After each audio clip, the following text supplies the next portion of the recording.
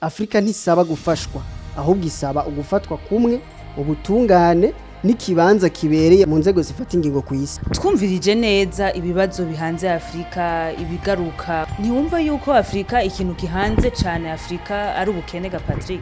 Ego mu bisanzwe ndabukene nivyo ariko umuntu ashobora kwibaza ati no kuki dukenye ibihugu byose bitunze byarigeze kubaho bikenya ibihugu byateye imbere byarigeze kuba bitaratera imbere rero igikuru sukumva ngo turakenya ahubwo igikuru hokugwa ikibwira dutera imbere. Le 25 mai 1963 les pères fondateurs de notre unité continentale Imyaka 63 irarumanye umuryango w'ubumwe bwa Afrika ubaye watanguye itariki 25 z'ukwezi kwa gatanu mu mwaka w'igihumbi kimwe n'1963 Addis Abeba muri Ethiopia. Uwo muryango watanguwe witwa Organisation de l'Unité Africaine utangurana n'ibihugu 13 wari ufise ihangiro ryo kwikurako igikoroni narirya ibihugu vyinshi byo muri Afrika muri iyo myaka vyariko birava mu bukoroni. Inyuma yaho ibihugu bindi byo muri Afrika vyagiye birinjiramwo mu nyuma barumva yuko ihangiro bakwiye kurihindura narigi ibihugu byose nka byose byo muri Afrika byariko birajamo. Mu mwaka w'igihumbi kimwe n'1999 harabaye inama kugira ngo bahindure izina mbere bahindure n'ihangiro. Mu mwaka w'ibihumbi 2002 niho bahindura yitwa Union Africaine ifise ihangiro ryo guteza imbere cyane mu vy'ubutunzi na politike Afrika yose. Uno musi uwo musi ugeze Union Africaine itwarirwa mu Burundi na nyene icubahiro umukuru w'igihugu c'u Burundi Évariste Ndayishimiye. Yashikirijwe amabanga itarike 14 z'ukwezi kwa kabiri umwaka mu nama igira 39 y'abakuru b'ibihugu n'amareta abigize Afrika. Mw'ijambo umukuru w'igihugu c'u Burundi yashikirije ari nawe arongoye uwo muryango yahamagariye abanyafrika bose gusenyera ku mugozi umwe mu guteza imbere Afrika yongera bibutsa yuko bakwiye gukorera hamwe kugira ngo bazoshikire imbona kazoze y'ubumwe bwa Afrika mu mwaka wa 2063 aho ubumwe bwa Afrika buzoba bukwije imyaka 100 buriho. Hariho n'ibindi byinshi yagiye aragarukako nkuko muza kuvyumva mw'ijambo mbere kandi byose ni muri kino kiganiro. Nitwa Christabera Munezero aha ni kuri Paulo Cash Media ni gwa rukurikirane rw'ibiganiro twama tubashikiriza jewe na mugenzanje Patrick Rosage hatanga imana.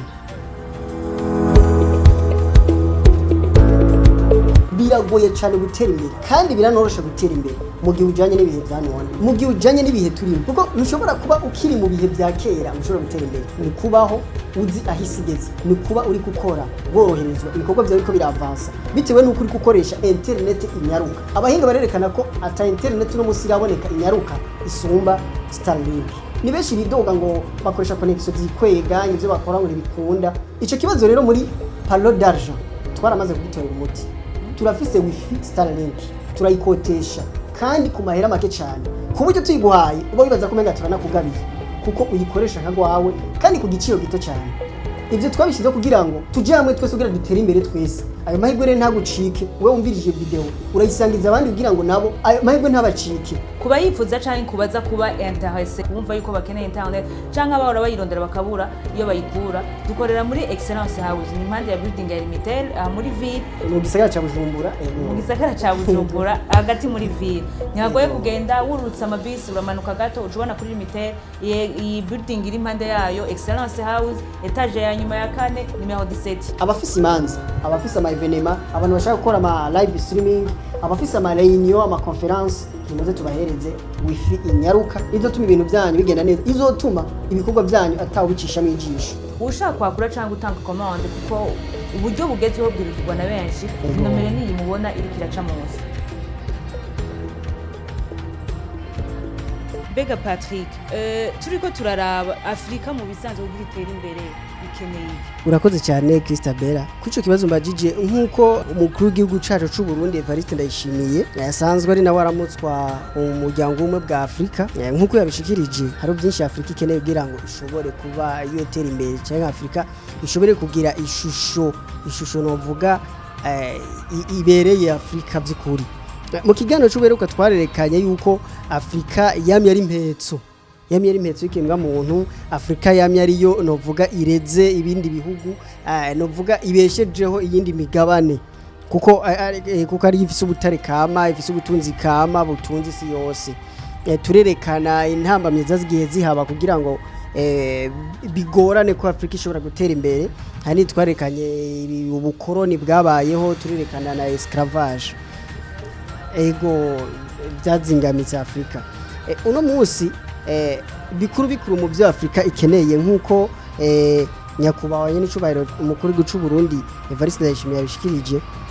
Ubwa mbere hari ico bita novuga kuba Afrika yoronka yogira uburenganzira bungana n'ibindi bihugu. Afrika novuga ikagira ijambo nkigumenga kogira Afrika n'umwana w'uburayi canke n'umwana wa Leta Zunze za Amerika. Menga Afrika na kagabane kari munsi y'indi migabane. Tugaje gusasangura yagatso kintu janye na nuko Afrika yogira uburenganzira bwo mu kanama kawo nikajejwe gufata ingingo. N'uburenganzira buhoraho no kuvuga bari ni bihugu biba biri muri ni bihugu bitanu biba biri muri conseil permanent. Ni bihugu bihoraho bifise ico bita droit de veto. Mu ivyo bihugu bitanu no kuvuga ni Leta Zunze za Amerika, ego hariho Uburusiya, ego hariho Ubushinwa, hariho Ubufaransa hamwe n'ubwami bwiyunze bw'Abongereza. Nubwa umukuru w'igihugu cy'u Burundi novuga abayi wa mbere mu gusaba yuko muri hoboneka na Afrika yogira ijambo muri Conseil de Sécurité, yogira i droit de veto canke Afrika yogira naho ububasha bwo gufata ingingo mu kanama kawo kajije umutekano. N'abakuru b'ibihugu benshi cyane cyane abagiye batwara Union Africaine cyane cyane nk'akarorero nka na Muammar Gaddafi yarigeze kubigarukako.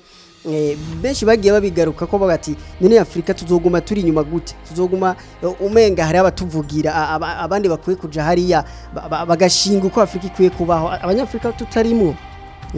Kuko nimba oni ikorana canke abandi abategetsi bo gwego mpuzamakungu bagakorana, ubwongereza Leta Zunze za Amerika, Ubufaransa, Ubushinwa bakicarana bakavuga ati tukwiye tubona ibintu byogenda uko. Nimba bariko bategura kazoza k'isi ahazoza hisi, iterambere ry'isi, umutekano w'isi, none umutekano w'isi bawutegura gute Afrika itarimo?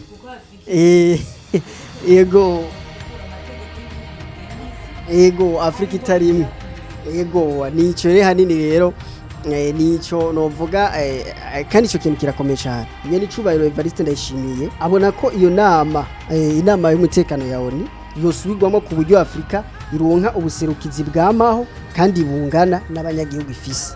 Afrika ntisaba gufashwa, ahubwo isaba ugufatwa kumwe, ubutungane n'ikibanza kibereye mu nzego zifata ingingo ku isi. Ego ngereje gusasangura suko abanyaburaya canke abanyamerika bagomba barungika imfashanyo muri Afrika, ico sico dukeneye. Ego ivyo badufashamo biviwa kandi ego ahubwo nibabone ko natwe ari Uganda. Ego hari ico twoterera. Ego bati Afrika ico dukeneye ntago ari gufashwa, ahubwo ico dukeneye nuko ego habaho ubufatanye bikorwa, nuko Afrika yofatwa kumwe n'ibindi bihugu, ntigumishigwe inyuma uko wogira n'umugabane wahebwe. Hakaba ubutungane, Afrika igahabwa n'ikibanza kibereye mu nzego mpuzamakungu zifata ingingo mu isi. Nyene icubahiro umukuru w'igihugu cy'u Burundi yashikirije n'intambamyi, zimwe mu ntambamyi zinovuga zihanze Afrika. Ubwa mbere yagarutse ku ndiyane hamwe n'intambara abona ko zivugwa hatari hake mu bihugu byo mu burengero bwa Afrika. Aha mu karere iwacu intambara zirahari, haguma ari imvururu. No kuvuga ico yakigarutse ko arekana kari kuko akenshi yanabivuze, yavuze ko ataterambere rirama rishoboka ahantu hatagira amahoro arama. Ego kuko mu bisanzwe ni nka mugani baciye abarundi ati hari amahoro umuhoro uramwa. Ni kuvuga ko ntibyokunda ko Afrika ishika ku iterambere mu gihe ariho hamwe njyane, hamwe imvururu, hama amatati yibi na biriya. Ego biratuma tuguma muri bwa bukene. Ego yanerekanye n'izindi ntambamyi nk'ubushomeri, usanga hari igitigiri kinini cy'ugwaruka. Ego mugabo ugasanga nta buzi ugwaruka rufise. Yagarutse no ku buryo buke canke uhego uburyo buke cyane cyane mu kwa muganga. Navuga umunyafrika ashaka kugwara ko ingene yiga. Ego ubushobozi buke mu ingene yiga ego ubushobozi buke mujanye no kwa muganga kwivuza ego ko dufatiye ku byo kwivuza urabona ko nk'ubu nyene butuvugana aho hakurya muri Kongo ikiza Ebola kiriko kirasasika inganda aho nubundi tusanga turiko tugira rokuru canke turiko dutakambira b'abanyaburaya b'abanyamerika ivyo rero birashobora gutuma tuguma hahandi kuko nukuvuga ko hambavu y'indyane z'intambara ziba zihari hace hataka ingwara ibiza hagatako ibi nabiriya biratuma iterambere ridashoboka ridakunda niyo mpamvu rero Évariste Ndayishimiye mukuru w'igihugu cyacu cy'u Burundi akaba ari nawe aramutswa umuryango w'Ubumwe bwa Afrika yagarutse ku kwibutsa ugwaruka yuko aribwo Afrika y'ejo dukura amaboko mu mpuzu dukore arahamagarira n'abanyafrika bose kuva ibuzimu bakaja ibuntu ego bakumva ko gukunda Afrika canke gukora kugira itere imbere bitoguma amajambo ego panafricanisme niyo guma majambo ngo turashaka Afrika itere imbere ngo Afrika yikukira igira ibi tuguma ari kuririmba ahubwo n'ibintu bikwiye kuja mu bikogwa ego no vuga abanyafrika twebwe ubwacu abarundi ubwacu tuvuga ati dufati ya mbere mu gukunda Burundi. Nibaze yuko tuza gusangiza ijambo abandi n'abatumva ikirundi kubera ari Afrika yose hari abumva ururimi rw'igifaransa ariko yavuzemwo turaza kubasangiza ijambo namwe mu giyumvire umunyafrika wese ahari arashobora kuvuga ati kuwe nta munyafrika yo kugira sindabibaza tuvuze mu iterambere ni twese tujana twese nkuko yabivuze rero turaza kubasangiza ijambo riri mu gifaransa kugira n'abatumva ikirundi bashobore kumva ibyavuye muri iryo jambo. Excellences, mesdames, messieurs, les chefs d'État et de gouvernement, monsieur le Président de la Commission de l'Union africaine, madame la vice-présidente, mesdames, messieurs les commissaires, mesdames, messieurs les chefs des organes de l'Union africaine, mesdames, messieurs les fonctionnaires de la Commission de l'Union africaine, chers peuples d'Afrique et d'essence africaine, chers amis du continent africain. Le 25 mai 1963, les pères fondateurs de notre unité continentale ont choisi l'espérance plutôt que la division, la solidarité plutôt que le repli et l'avenir commun plutôt que les intérêts étroits. Leur vision a donné naissance à l'organisation de l'unité africaine, devenue aujourd'hui l'Union africaine, symbole vivant de notre ambition collective. 63 ans plus tard, nous pouvons mesurer le chemin parcouru. Malgré les défis, l'Afrique continue d'avancer. Notre continent affirme progressivement sa place sur la scène internationale avec davantage de confiance et de responsabilité.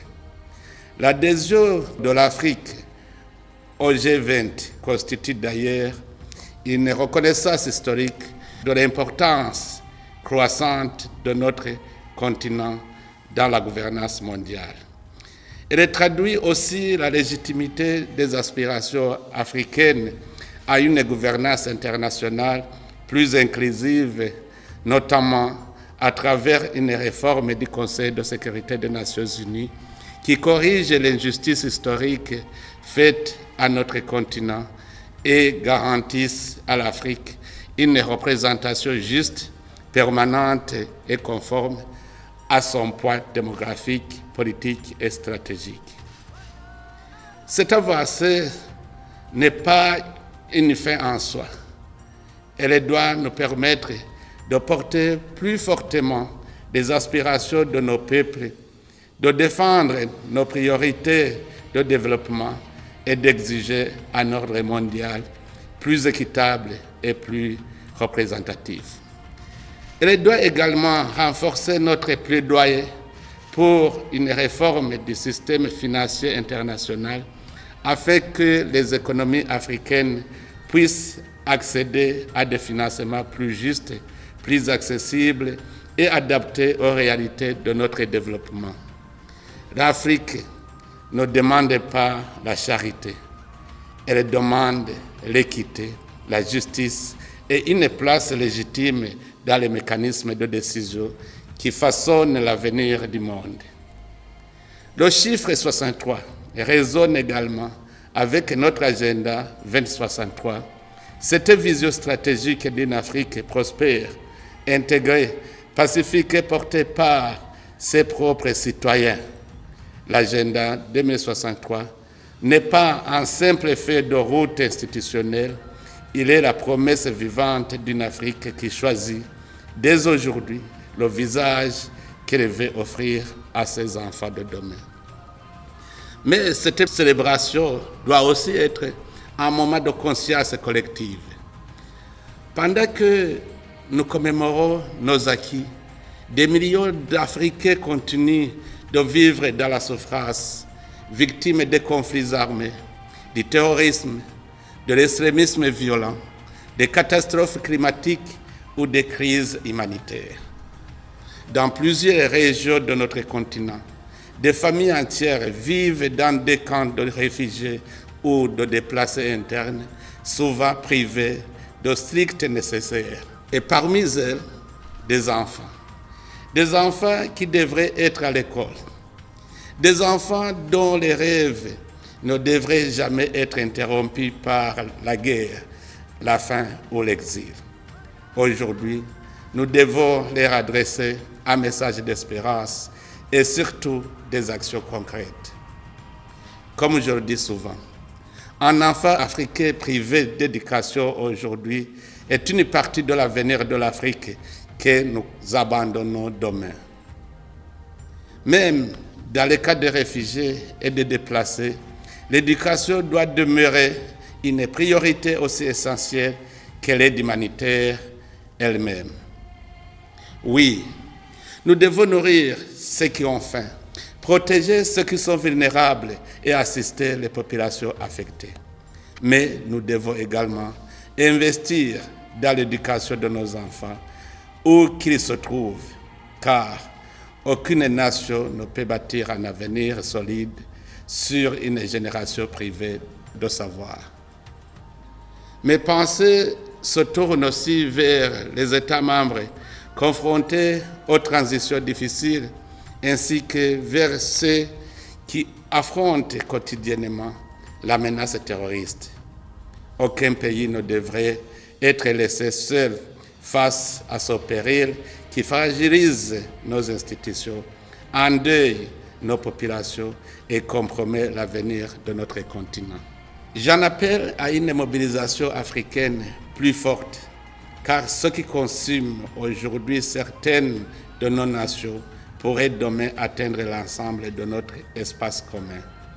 Le terrorisme ne distingue ni peuple, ni culture, ni frontières. Il frappe aveuglément, exige de notre part une réponse unie, cohérente et durable. À toutes les familles touchées par cette tragédie, j'adresse ma profonde solidarité.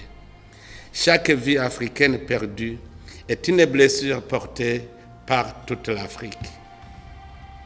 Excellences, Mesdames, Messieurs, l'intégration africaine demeure notre plus grande force. C'est pourquoi nous devons accélérer la mise en œuvre effective de la zone de libre-échange continentale africaine. La réussite de cette initiative historique permettra de renforcer le commerce intra-africain, de créer des opportunités pour notre jeunesse, d'accélérer l'industrialisation de nos économies et de consolider notre souveraineté économique. Mais notre réussite collective dépendra avant tout de notre capacité de préserver notre unité. J'en appelle aujourd'hui à tous les dirigeants africains. Continuons à faire preuve davantage de solidarité et d'unité dans les décisions qui engagent l'avenir de notre continent. L'Afrique devient plus forte lorsque ces nations parlent d'une seule voix. Notre responsabilité historique est de toujours privilégier les intérêts du continent et le bien-être de nos peuples. Je voudrais également rendre un hommage appuyé au président de la Commission de l'Union africaine, à la vice-présidente aux commissaires, aux chefs des organes de l'Union, ainsi qu'à tous les fonctionnaires et membres du personnel de notre organisation. Grâce à votre engagement quotidien, souvent discret mais essentiel, l'idéal panafricain continue de progresser. Vous incarnez la continuité institutionnelle de notre Union et vous contribuez chaque jour à rapprocher l'Afrique de ses aspirations de paix, d'intégration et de prospérité. À tous les peuples d'Afrique et d'essence africaine, je voudrais dire ceci. L'Afrique a besoin de chacun de ses fils et de chacune de ses filles. Où que vous soyez dans le monde, vous demeurez une partie essentielle de notre destin collectif. Et à tous les amis de l'Afrique, nous exprimons notre gratitude pour votre partenariat, votre solidarité et votre confiance dans l'avenir de notre continent. En cette journée de l'Afrique, renouvelons ensemble notre engagement envers les idéaux du panafricanisme, envers la paix, envers l'unité et envers le développement durable de notre continent. Que les 63 années déjà parcourues nous inspirent à poursuivre avec encore plus de détermination la marche vers l'Afrique de l'agenda 2063, une Afrique unie, forte, prospère, pacifique et respectée dans le monde. Vive l'Afrique unie, vive l'Union africaine et bonne célébration de la journée de l'Afrique à toutes et à tous. Je vous remercie. Twumvirije neza ibibazo bihanze Afrika ibigaruka ntiwumva yuko Afrika ikintu gihanze cyane Afrika ari ubukene ga Patrick. Ego mu bisanzwe n'ubukene nibyo ariko umuntu ashobora kwibaza ati no kuki dukenye kuko ahanini ninajyohangiro kuko ibihugu byose bitunze byarigeze kubaho bikenye ibihugu byose bitunze Ubushinwa bwarigeze kuba bukenye Singapore yarigeze kuba ikenye Leta Zunze za Amerika zarigeze kubaho zikenye ibihugu byateye imbere byarigeze kuba bitaratera imbere rero igikuru sukumva ngo turakenya ahubwo igikuru hokugwa ikigira dutera imbere igituma mvuze uko ni kubera ko nkuko yabishikirije muri ijambo ryaje kumviriza umukuru w'igihugu cyacu cy'u Burundi Évariste Ndayishimiye yagarutse ku kwibutsa abanyafrika ko dukwiye kuva mu byumviro bya kahise kuva muri bya kahise ngo Afrika kuko kahise baduteyemo ko umunyafrika adashobora gutera imbere ukuvukira muri Afrika ubuhejeje gutsindwa igitsindo cyuko ubaye umukene deja bizogorana gutera imbere ivyo nibyo dukwiye kuvamo tukumva ko natwe bishoboka ko twashobora gutera imbere ubu rero uvuga bakunda kuvuga yuko utazi yaje ntazimira ego ubu turamaze kumenya iyo tuje imbona kazoza turayifise umwaka wa 2063 twifuza ko Afrika zoba ari umugabane uteye imbere utunze indi migabane mu buryo buboneka ego Afrika izoba iteye imbere ari umugabane rutura ego kandi ivyo birashoboka mu gihe twadukuye amaboko mu muzi twese tugakora kandi tugakora dukunze Afrika tugakora dukorera Afrika birakunda kuko ibisabwa byose turabifise Afrika turafise abakozi barahari ego mendevri irahari ego abakozi barahari ubutare burahari ivyo tuma dutera imbere birahari no kuvuga ko rero ibisabwa kugira dushobora gutera imbere birahari ngere tuzobigaruka ko mu kiganiro cyo hanyuma turiko turaba novuga inkingi za panafricanisme canke ivyo kogwa by'ukuri kugira Afrika ishobora gutera imbere ivyo tuzobizako mu kiganiro kiramvuye turabe ivyo kogwa mu mande zose kugira ngo Afrika kugira umwe wese amenye iki uko ari ushobora kumva ngo Afrika kugira itere imbere jewe no tereriki tijewe nk'akaroti je nkori ibi no tereriki mico gano tuzoraba umwe wese bivanye n'uruhara arimwo n'icyakora kuko n'umuririmbyi n'umuki wese arafite icyo yokora kugira ngo Afrika ishobora gutera imbere kuko yanabigarutse ko mu bijanye no guteza imbere imico kama ya Afrika imico n'akaranga kinyafrika ivyo zose no kuvuga ko ivyo zose ni ibintu byotuma Afrika ishobora gutera imbere kuko Afrika nizotera imbere mu bijanye n'ubutunzi gusa tera imbere mu bintu byose indero amagara y'abantu imico n'akaranga